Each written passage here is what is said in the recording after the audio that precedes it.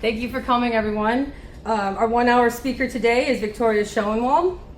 Victoria is a PhD candidate in the Department of Atmospheric Sciences, advised by Professor Ben Kurtman. She has a bachelor's in biology from Sacred Heart University. You might be wondering how a biologist came into climate research. While Victoria was living abroad in coastal Ireland doing oceanography research, she became interested in climate change and oceanography, leading her to shift her research interests. Today, she is going to present her research on regional sea level acceleration along the Northern American East Coast. Thank you, Kate, for that introduction. Like Kate said, my name is Victoria, and today I'll be talking to you about my dissertation work, the first couple parts. And that is the understanding of regional sea level rise acceleration on the east coast of the U.S. Here's just a brief outline of what I'll be going through today. I broke it up into two parts. So the first part is more of an observational standpoint, where we use ocean reanalyses to look at east coast sea level variability. And then the second part is more of a model framework, where we try to force the winds to see how that is going to affect sea level on the east coast. Okay, so the main motivation behind me picking this project was, as you can see in the southeast coast of Florida, we have significant flooding. And that's really where I became interested in this topic. And so many people want to live on the coast and buy property on the coast, and a lot of ecosystems are on the coast. And so we want to find ways to inform people about where this flooding is going to occur, so we can protect the property and the ecosystems. And the East Coast has been experiencing like a significant increase in frequency and severity of coastal flooding. And one of the reasons behind this is a region of increased land subsidence or sinking of the land. And when we add rising sea levels globally to that, we're getting a flooding problem here on the East Coast. As you can see in this figure over here, this is an extreme climate emission scenario.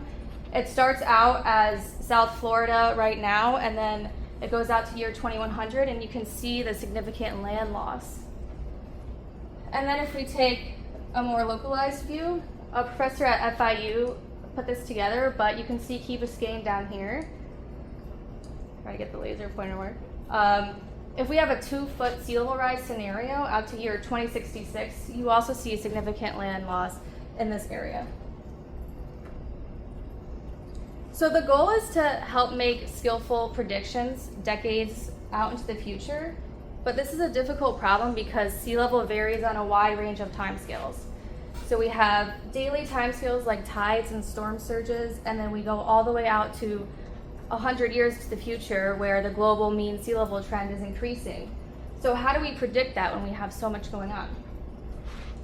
And the coastal sea level responds to both local and remote changes. So we have large-scale atmospheric and oceanic circulation affecting coastal sea level, and then we also have internal and external climate forcing. So things happening in the climate system from decades, like low-frequency climate modes, we refer to them as, like El Niño Southern Oscillation has been shown to affect different rates of sea level on the East Coast. And then we also have a pattern called the SSH tripole, which is basically where we have these bands varying out of phase with the subtropical band. And this has been linked to increased sea level in the southeast coast.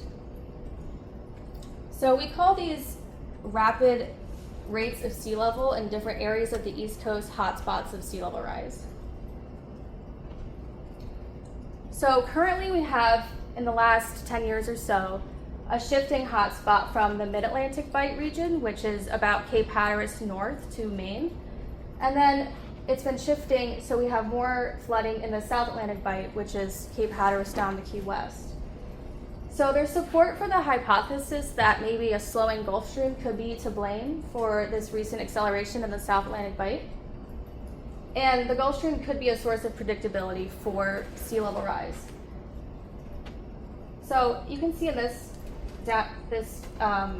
visual down here, if we have a slowing Gulf Stream, we can have piling up of water off the coast of Florida, and that could lead to increased water onshore.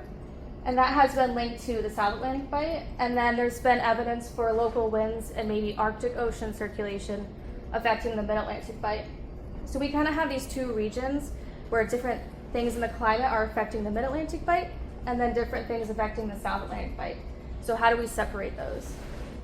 And then also in recent years, we've seen a warming trend in the Florida current, which is about this current coming up the coast of Florida.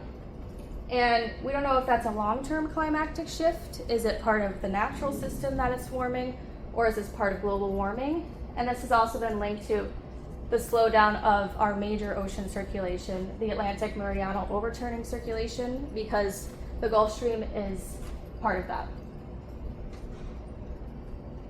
So with that, I had a couple research goals when I started looking at this project. And one of them was to separate the trend in sea level rise from the natural variability in coastal locations. So in other words, how is the warming temperatures and the rising sea surface temperatures affecting sea level rise, and what's happening naturally in the environment that's contributing to this as well? And then I wanted to investigate the role of the Gulf Stream in these hotspots of sea level rise from years to decades. But I wanted to take a focus of looking at large-scale oceanic and atmospheric circulation and how those are affecting sea level at the coast. And then I wanted to see if we could aid in determining where and when these hotspots are going to occur on the East Coast. So the first thing that we looked at was what data are we going to use to attack this problem? And there is some in situ or observational data that we have in the North Atlantic, but it doesn't cover the whole basin. So if we want to look at decade-long sea level trends, we need more data. And so reanalysis data sets offer promising tools because we can cover the whole basin and they're computationally cheap and they offer long records. But they do have difficulty in simulating monthly to decadal sea level variability because there's the eddy-rich Gulf Stream region, and we have complex bathymetry on the East Coast. So for those who don't know, what are ocean reanalysis data sets? Basically, they're ocean model simulations that take into account observations and then they output data that we can use. And I wanted to just go over a couple forms of data that are put into the ocean models that make up the reanalysis data sets. So a main one is satellite data. And satellite data, we can get sea surface height measurements from all over the world. And that offers really good observations to put into these models. And then we have ship-going data where we have our oceanographers going out and collecting things like sea surface temperature, currents, chemistry, all sorts of things. We have tide gauge stations, and there's one on the dock here at school, and those move with the land, and as the water rises and falls, it measures the sea level. Then we have other things like our moorings and buoys that measure currents and other things like that. And then we have something off the coast of Florida, which is interesting, and that is this underground cable. And that was used for a telephone cable, but now it can measure how much water from the Gulf Stream is passing it. And this is a paper from Lisa Beal, but you can see the cable here, and that measures how much water from the Florida current is coming over it. And so we can get really good observational data from that. And then a lot of the ships make transects, and they follow the same path, and they collect data going through that path. And this is one called the Oleander transect. So it's off the coast of New Jersey, and it goes to Bermuda, so we can get data on the Mid-Atlantic Bight from the ocean transects. So the research questions I had for this first part were, what is the connection between the basin-wide oceanic and atmospheric circulation to sea level acceleration on the East Coast? And then, can the ocean reanalyses accurately describe the low-frequency sea surface height variability at the East Coast tide gauge stations? So in other words, can we see this rise in sea surface height at the tide gauge stations by using these reanalysis data sets? And our hypothesis was that the trend in sea level rise would vary between the data sets based on the different methodologies they use and the different data assimilation, or the different observations they put into their ocean models. So we compared 3 different reanalysis data sets up here, and they all use different ocean models. So we also have different resolutions for these models. The GODAS ocean is the lowest resolution, and so it does not resolve eddies, which are like features of the Gulf Stream that are very small and they can break off and bring heat into different areas. And then we have the ECMWF or S5 and the SODA reanalysis that can resolve mesoscale eddies, so not very small, but they can still help with that.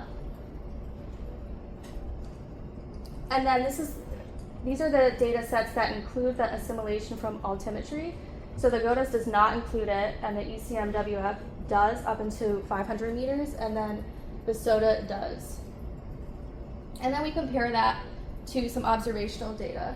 We have tide gauge stations on the East Coast. So in this study, we used 4 tide gauge stations, 1 Key West down here, and then 1 from Charleston. So those are our South Atlantic Bight tide gauge stations, and then 1 from Virginia, where Norfolk is, and then 1 from the Battery, New York, and those are our Mid-Atlantic Bight stations. And then we will be using data from the Florida Current, and then the Oleander Transect, and the Mocha Rapid Array, which is taken from moorings across the 26-degree north line. So another thing that we had to do before looking at the sea surface height of the basin was add in the steric height, because a lot of models do not include the expansion of the water due to heat. So like you would have a gas that expands due to heat, the same happens for the water, and the models do not include that. So we wanted to add it back in. And basically what we did was we took the water column, the bottom of the water to the top of the water, and we looked at the change in density. And we removed the mean change in density, so that what was left was the change in the steric height due to the change in density of the water. So we just added that back in to the total sea surface height. Okay, so what we did first was I wanted to look at a global view of how sea surface height around the world is affecting these specific tide gauge stations. So first we have the Battery, New York, and then underneath we have Charleston, South Carolina. And we took away the mean global trend of sea level temperature.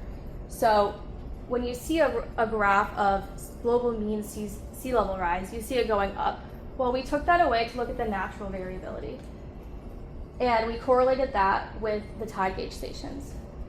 So as you can see, we get opposite signals when we're looking at the East Coast, and we see this SSH tripole-like pattern, which I mentioned before. So for the Mid-Atlantic Bight and the South Atlantic Bight, we're getting opposite signals of that, which is interesting because the SSH tripole has been linked to the North Atlantic Oscillation and ENSO. So we're seeing large-scale climate phenomena linked to these East Coast tide gauge stations. And then you can see in the tropical Pacific it jumps out, but we have a signal from an ENSO-like signal. So a warming of the sea surface temperatures correlating to sea level rise on the East Coast from El Nino, and we think that might be from maybe an atmospheric bridge since they're not directly connected.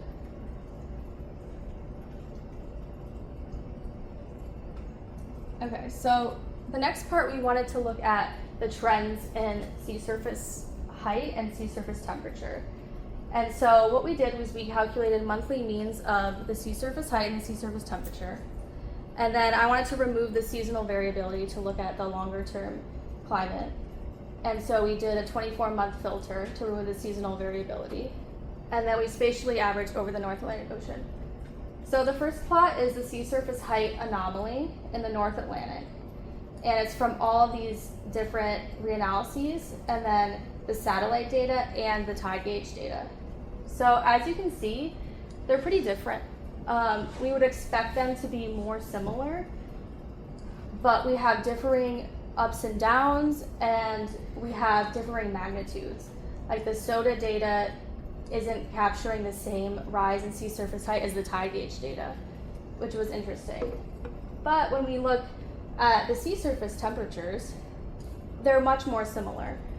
So we think that this might be due to a lot of focus being put on sea surface temperature for the models, and that is not translating directly into the sea surface height. And then I also wanted to look at some atmospheric variability. So we took the wind stress means and anomalies with the same methodology. So we're looking at how are the wind stress anomalies changing over time. And you can see that with just the wind stress means, the magnitudes are a little bit different, but the anomalies are more similar. So with the magnitudes being different, that could potentially affect our overall trend that we see. But if we're looking at the anomalies, it's much more encouraging between the data sets. So the main takeaways from these figures were that accurately modeling the SSTs is not sufficient when looking at sea surface height at the coast. But with the wind stress speed anomalies, they're much more coherent across the North Atlantic Basin. But the climatology varying potentially affects the long-term sea surface height trends.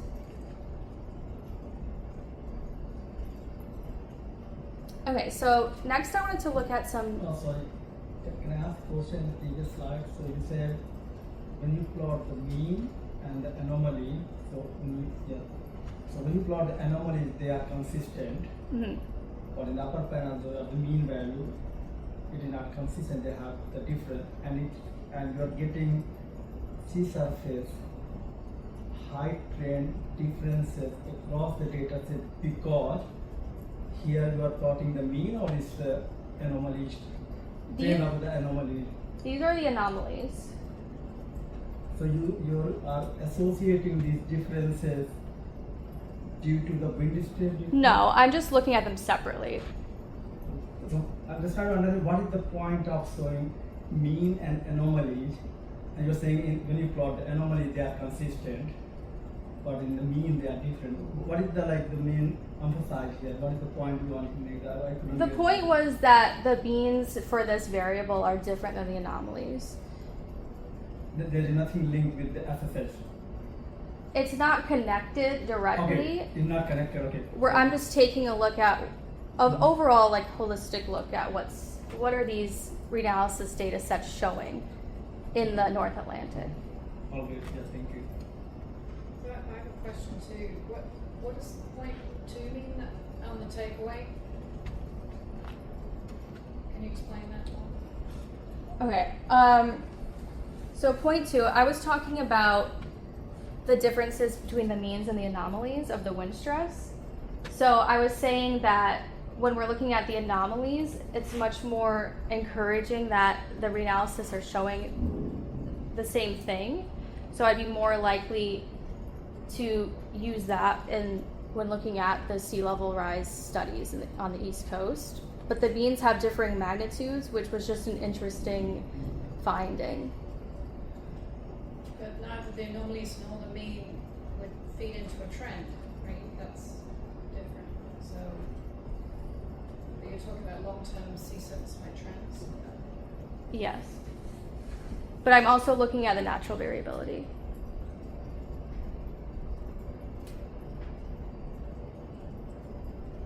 Yeah. Another question I had is if you have SSH and you have SST and they don't look the same, right? Then the obvious thing to look at is salinity, right? Which we know that the reanalyses don't do very well. Right. So did you look at that? What can you say about salinity and I haven't directly looked at salinity, but I have been reading about it, and some of the newer products have shown improvements with salinity. So it would be interesting to compare these to, there's the updated newest version of the reanalyses, but I have not directly looked at it like this. And also, have you also looked at the echo data? Have you heard about the echo data? The what data? Echo, ECCO. Oh, I have not looked at that. Okay, because that also interesting because that, I don't know, people think they're more accurate than soda and other status that you are using here. Okay. Maybe it's important to look at accuracy. Yeah. Okay, so next we looked at some current speed data. So just the surface currents of the Gulf Stream, and I wanted to look at the Mid-Atlantic Bight separate from the South Atlantic Bight. So I took some boxed area averages of the current speeds of the Mid-Atlantic Bight and then the South Atlantic Bight, which is the top and bottom. But it's kind of a difficult problem because how do you correctly account for the Gulf Stream in these regions? So I just wanted to look at how the different data sets were capturing the speed. And then we compared it to the in situ data. So we have data from the Oleander transect, which it put into the Mid-Atlantic Bight, and then the Florida current cable, which is in Spurdrups, which is measuring the transport, and that's not directly comparable to the current speed, but we wanted to just look at the overall coherence. And then we also included the MoCA rapid array.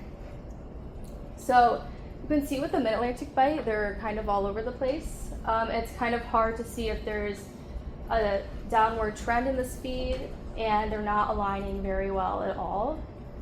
Some are matching up and some aren't in different time periods. But when we look at the South Atlantic Bight, it's interesting because they kind of come together within the last 10 years or so.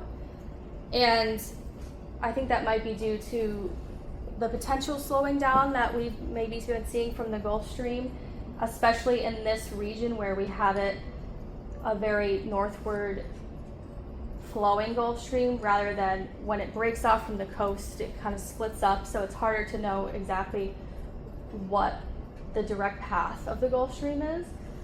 But I found this to be interesting, and we kind of see a downward slope in the speed and transport.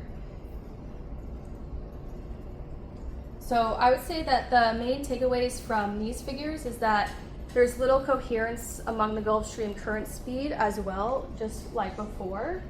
But for the South Atlantic Bight, the reanalyses are matching up more with the observational data, especially within the last 10 years. Can I ask, so in these reanalyses, so one of them is 1 degree, right? So that presumably we don't expect that to do particularly well with Right. the Western boundary current. Right. So that would be like 1 data point. And the others would be 3 or 4 data points. So I'm just curious, why you would choose these, these to tell you about the Western boundary current. Well, I chose these because these are being used in sea level rise studies, and I wanted to see how well they were capturing these things. Because you're right, if we're trying to look at something like the Gulf Stream, and that's highly correlated with sea level, if they're not showing anything, then is that useful for a sea level rise study and coastal flooding on the East Coast? So that's why I wanted to compare it with the observational. But if we're also looking for decadal trends and long-term trends, we don't have that for the observational data in all the places that we need it. So I wanted to see if we could use the reanalysis. Are they capturing similar things in the climate system that we're seeing that are contributing to the sea level rise on the coast? So in that case, do you have any insight, like whether within each reanalysis there is correlation between the Gulf Stream and the coastal sea level? That would potentially rate, because you're interested in whether this could model that, but then I don't see any information here about the coastal sea level. That's coming up soon in the next. Okay, thanks. And also, you said like you have a decreasing trend in the last 10 years. And if I see the time series, it seems like you have sudden jump in particular 1 year in the dash line. Have you looked at the trend after removing that, and the trend is significant? So I'm talking about that particular last 10 years and that line that's from the MOCA, I think. Yeah. And you said it is, you have the decline, like the trend. So my question is, if you remove that particular year, so it's sudden drop, and if you compute the trend, you get the trend significant or not? So I feel like that look, to me at least, it look very smooth. I can't see any trend if you remove that particular year. It is going like. I wouldn't say you can say that there's a downward trend from looking at this. I would say it just is hinting at that. And from the data that we've seen come out, it's interesting because we know that people are speculating that this is slowing down. But I wouldn't be able to draw that conclusion from this plot. It looks like you may have a filtering issue with just by seeing some of those lines shoot up or shoot down at the end of the data sets. Yeah, I wouldn't take this line right here like highly into account. I'm just thinking that you got the significant trend just because of that, right? Because just looking very strong indicator there. Yeah, I mean, we're just looking at like the overall picture. I'm not looking at specific numbers like here to here. I'm just looking at, is the reanalysis capturing some of the same things that we're seeing in the observational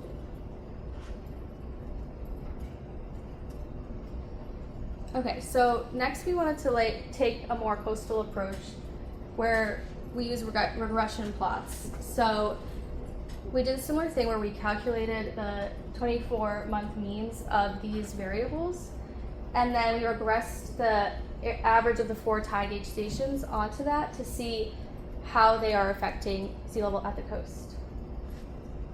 And I'll be showing some with the global warming mean and then some with that removed. So the first one was the tide gauge station's sea surface height regressed onto the North Atlantic SSTs. And we have the satellite data here and then the 3 reanalyses. And I wanted to see if the 3 reanalyses were picking up the same things that we're seeing in the satellite data. And you can see that, especially for the lower resolution, we have a cooling signal off the North Atlantic, but we're not seeing that with the other ones, so that could just be potentially to the low resolution. And then, but for across the board, we're seeing warming off the northeast, which is more consistent. And that, but with the SOTA data, we're not seeing that. And then if we take out the global warming trend, they're much more consistent. We're seeing more similar patterns across the board, but we're not seeing as strong of a Florida current warming or warming off the Florida coast as we're seeing with the satellite data.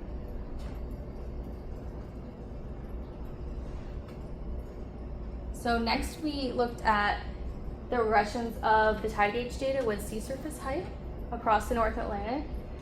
And again, we're seeing opposite signs from the ECMWF and then from SOTA. They're just kind of all over the place again, and we're not seeing a very strong signal from the satellite data. But for the ECMWF, we do see this kind of Gulf Stream-like pattern start to form. And then when we remove the trend again, we see that they're aligning much more. And we have, again, the Gulf Stream-like signal, but we get opposite signals from the mean and the G-trended mean.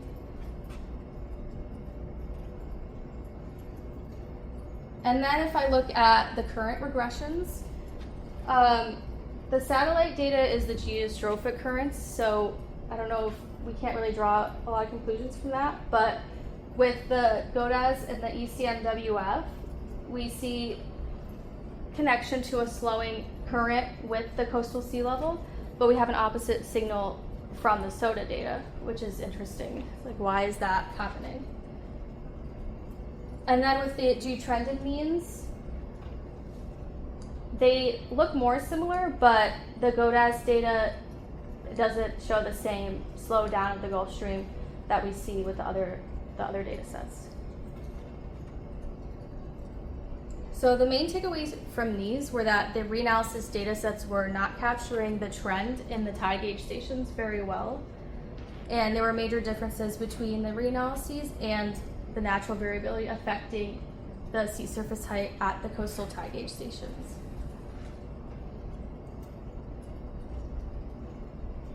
So if we look back at the research questions from part 1, the general conclusions are that there's a lack of coherence among the reanalysis data sets when comparing them to each other and to the coastal sea level. And the handling of the force trend is not being taken into account very well with the reanalysis data sets. So I'm thinking it might be a problem with the steric height and the density differences across the Atlantic with the sea surface height. Okay, so that was more of an observational and reanalysis approach. And then we wanted to do some model studies where we're taking more of an atmospheric approach to see what's affecting sea surface height at the coast. So the reason that I wanted to do this was there's been a lot of focus on the thermohaline and steric changes in the ocean circulation that are affecting potentially sea surface height on the coast. So I wanted to take a different approach and look at the atmospheric changes. And it's been shown that south of Cape Hatteras, the interior wind stress curl is dominant for coastal flooding. So I looked at a high resolution model output. It's called the IHUS, and I wanted to use the high resolution because the Gulf Stream is such a complex region, and I wanted to see what the trend was in the IHUS in the Mid-Atlantic Bight and the South Atlantic Bight for the current speeds out to year 2100, and this is under an extreme emissions scenario, the RCP 8.5. So you can see that there's a pretty significant downward trend in the current speed. So I wanted to ask the questions: are changes in the winds in the North Atlantic responsible for these maybe slowdowns of the Gulf Stream? Are they contributing to each other? And are they responsible for sea level rise on the East Coast? And then what we wanted to do was add anomalous wind stress in the Mid-Atlantic Bight, South Atlantic Bight, and the whole basin to see if it's affecting the sea surface height.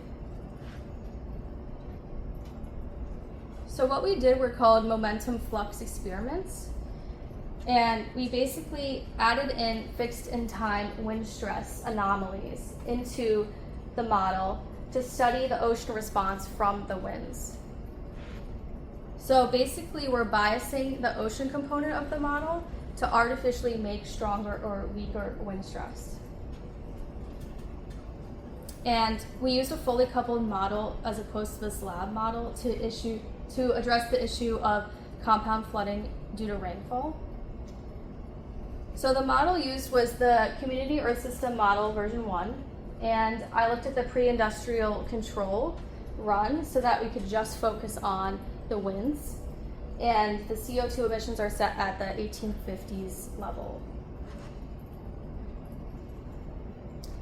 So to create the wind stress anomalies that we put into the model, we subtracted earlier decades of the wind stress data from the later decades of the wind stress data to create the anomaly.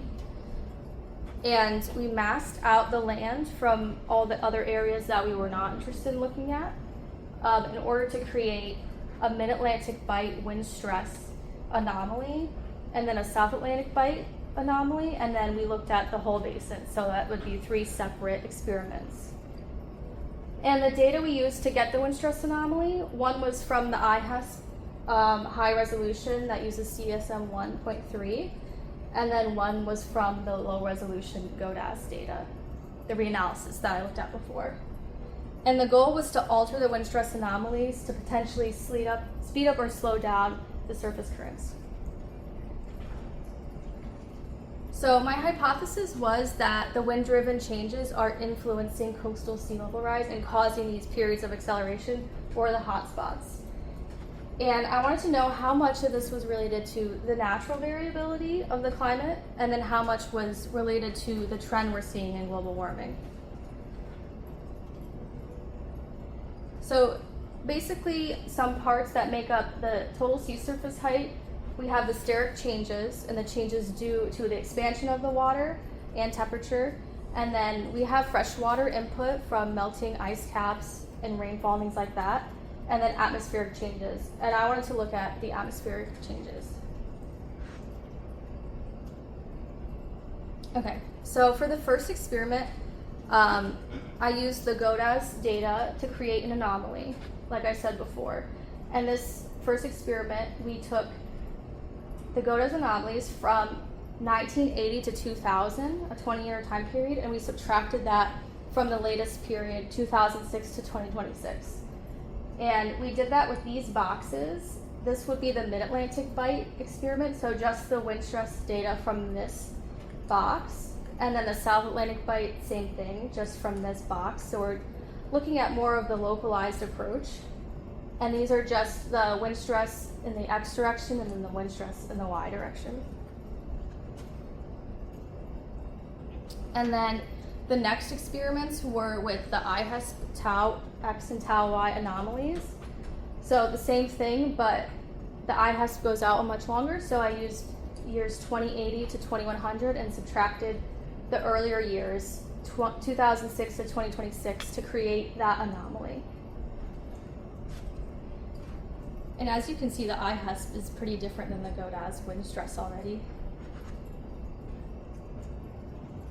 And then the last set of experiments was a basin-wide approach. So no boxes, we just took the wind stress anomalies from the whole basin to see how they were affecting the coastal sea level.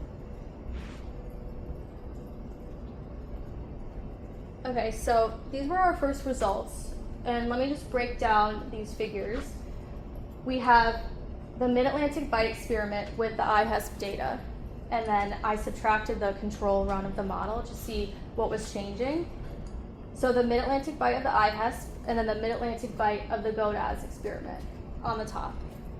And then the South Atlantic Bight IHESP, and then the South Atlantic Bight GODAS minus the control. And the focus was how are the winds in the Mid-Atlantic Bight and South Atlantic Bight affecting sea surface height. And for these first runs, we took the differences of the anomalies to look more at the natural variability, and then the later runs we used just the anomalies to look at the force trend. So as you can see, what jumps out right away are these South Atlantic Bight studies, and we're getting a signal of higher sea surface height off the coast of the Northeast, and we're getting a signal, it's kind of hard to see on here actually. For the Mid-Atlantic Bight, we're getting more of a signal down here, off the coast of Florida a little bit.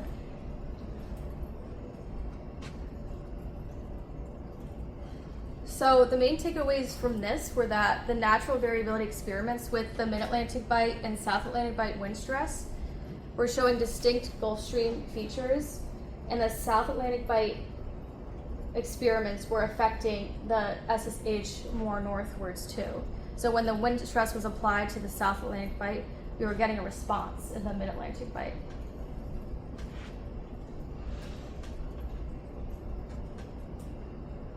Okay, so next was the basin-wide experiments. So we took the GODAS and difference of anomalies, and then the IHESP, and we looked at the whole basin. So the focus of this one was how much of the sea surface height variability can we recreate with just the wind stress of the basin. So again, you can see this signal off of the northeast coast. So it's pretty interesting that the South Atlantic Bight experiment looked more similar to this one.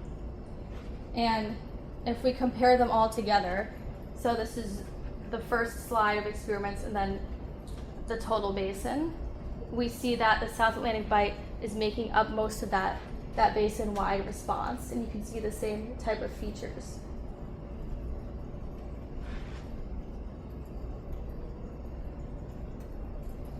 So the main takeaways from this were that there is a larger response from the South Atlantic Bight winds when looking at the whole basin, and both the observational, I use it in quotes because it's reanalysis, and IHESP agree, which is encouraging for the IHESP model. So the next set of experiments were just the anomalies. So we're looking more at the trends in sea surface, or the trends in the winds affecting sea surface height. So on the right are the new set of experiments, and then on the left are the other experiments that I've already shown, and we're just comparing them. So we have the differences of the anomaly differences, looking more at the natural variability for the Mid-Atlantic Bight, South Atlantic Bight, and the whole basin. And then we have the total field wind stress, looking at the force trend for the Mid-Atlantic Bight, South Atlantic Bight, and total basin. And the focus of this was how much of the sea surface height trends can we recreate with the winds. And it's interesting here because with the trend, we see more of the Mid-Atlantic Bight and South Atlantic Bight making up the total basin response. And then when we're looking more at the natural variability, it's more of the South Atlantic Bight creating that basin-wide response.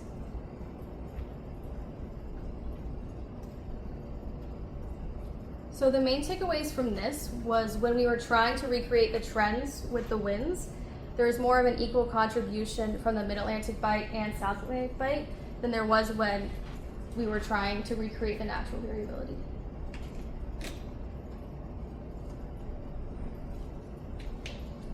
So if we take our IHESP data and we compare it with the actual SSH anomaly that is outputted from the model, I wanted to see how similar they were. So this is from the anomaly differences, or looking at the natural variability of the basin-wide experiment, and then this is the IHESP experiment looking at the trend. And you can see that with the trend experiment, it looks pretty similar to what's actually being outputted from the IHESP model, except for this area down here. And that's pretty interesting because it's showing us that the winds are really affecting changes in the sea surface height in this area.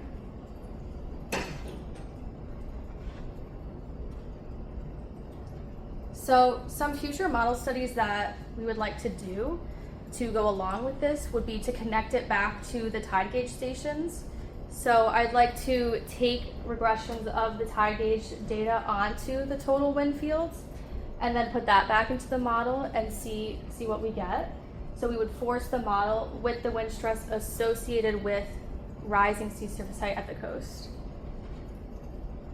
And then another experiment that I would like to do would be similar to the wind stress, but instead use a Gulf Stream like index. So artificially speed up or slow down the Gulf Stream and see how that's affecting regional sea level rise.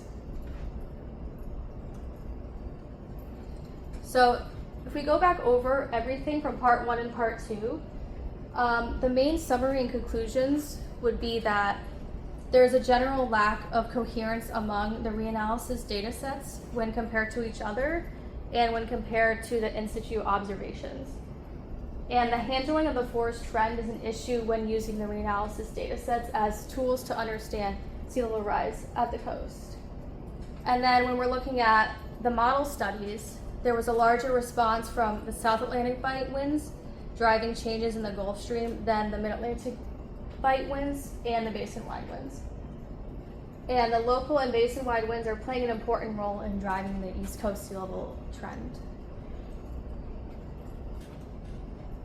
And with that, I'll leave it open for questions.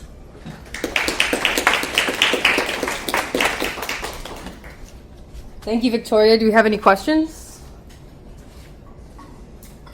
So in your future work or your future ideas, you talked about how you want to look at a pattern of wind that is regressed from the tide gauges, right? Mm-hmm. And then your second idea was to slow down or speed up the Gulf Stream. So are you talking in coupled model experiments? Yes. How do you speed up or down the Gulf Stream in a coupled model? How does that work? So we would attempt to do something similar with the wind stress, where we would take an anomaly of the Gulf Stream speed of whatever area we were interested in. Let's say the Mid-Atlantic Bight. We would take an anomaly from the later years minus the earlier years of that IHESP data, and we would force the model by multiplying by a couple standard deviations above or below and see what happens with the speed. So in your model, like you would artificially change the values of like the Gulf Stream speed at the surface. or Yeah. something. Okay.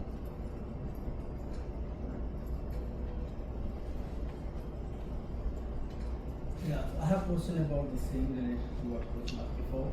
So is it global model or is it regional? It's global.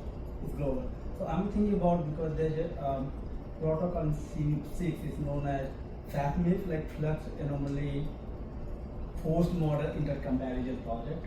And in that they have done the similar kind of experiment. Rather than what you did, you choose a particular box or region, but what they did, they forced the wind states from the to cross CO2, like the state, and they look at, the idea was to look at what is the impact of the wind states on the sea level change. And they also did two additional experiments in that they added the heat into the ocean and the fresh water. So Yeah. they can see like the contribution from the wind states and heat and fresh water, like how much, and they can see it is the linear or not, because they have another experiment in which they change these three together. And what I feel like this you did really very excellent, but it also work to look at that, because you just quantified the contribution of the wind, right? Wind states. Right. But Right. you can also look at, and those simulations are also low resolution, but it still works to look at the contribution of the heat and Yes. and fresh water. Yeah, that would because be the inland interesting. region is really like a lot of heat taking there and also a lot of fresh water. And it's publicly available in C6 repository. So Okay. it worth to look at. Yeah, So thank I'd you. suggest please if you have. And there's a lot of paper already published, so you may get something like maybe that consistent with what it is. Yeah, that'd be great. Thanks. Thank you. I have a couple of questions. Hello? Wait a moment, John. So one question is, Can I ask a No, question? wait a little bit. You will be the next after Lisa. Oh, okay. Thank you.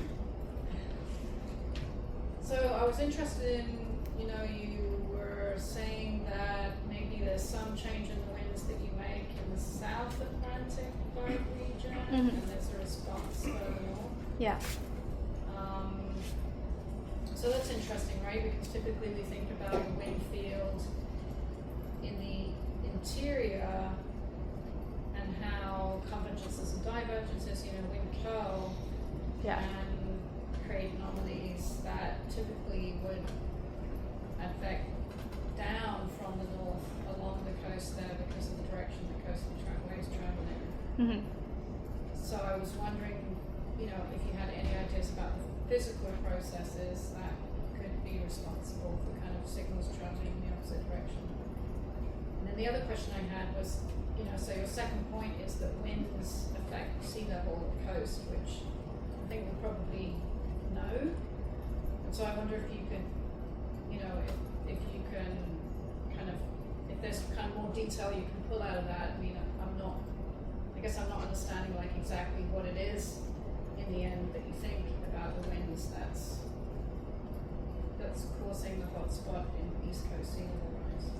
I think it's more of the whole climate connection, like what's happening with, like, is something with Enzo causing a change with the winds in this area, and is that correlated to the sea level on the coast? I think that's the approach that I was taking. Or there's been a lot of talk about the North Atlantic Oscillation being related.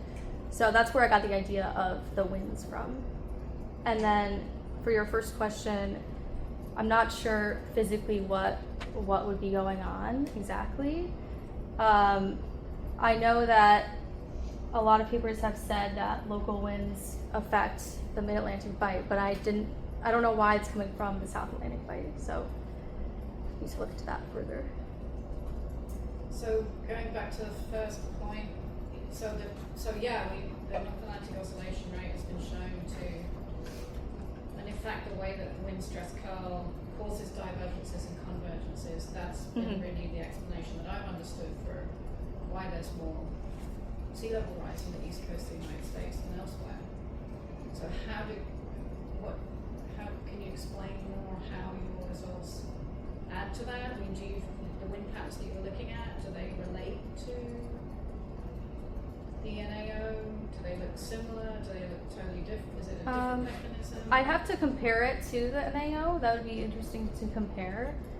I think I was also looking at, since there's so much talk about the Gulf Stream situation and it potentially slowing down, I wanted to see what the contributions from the winds were in that region, and if that was coupling with the slowdown.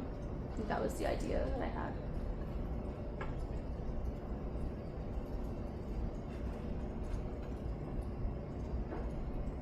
John, no. Yeah, sure. John, you can ask now. Oh, okay, thank you very much. Can you hear me? Yes. Oh, perfect. First of all, I'd like to thank you, Victoria.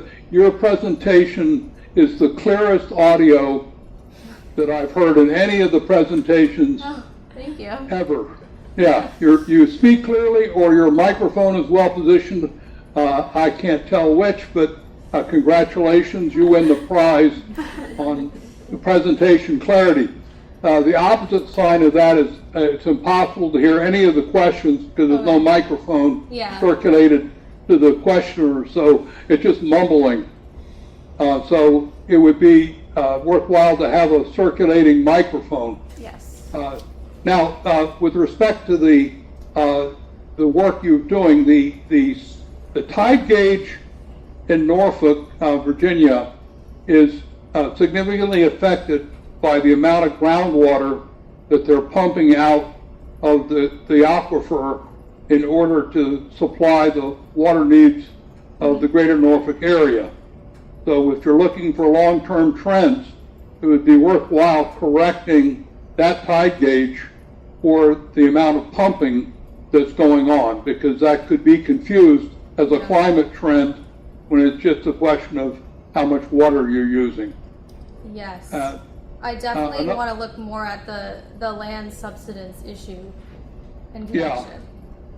Yeah, Florida's tide gauges are relatively stable compared to the Norfolk one. The other issue with that one is that there's a meteor impact crater there that has some longer term things, so it might not be observable over decadal times, but if you're looking at a century-long trend, that component of subsidence might contribute.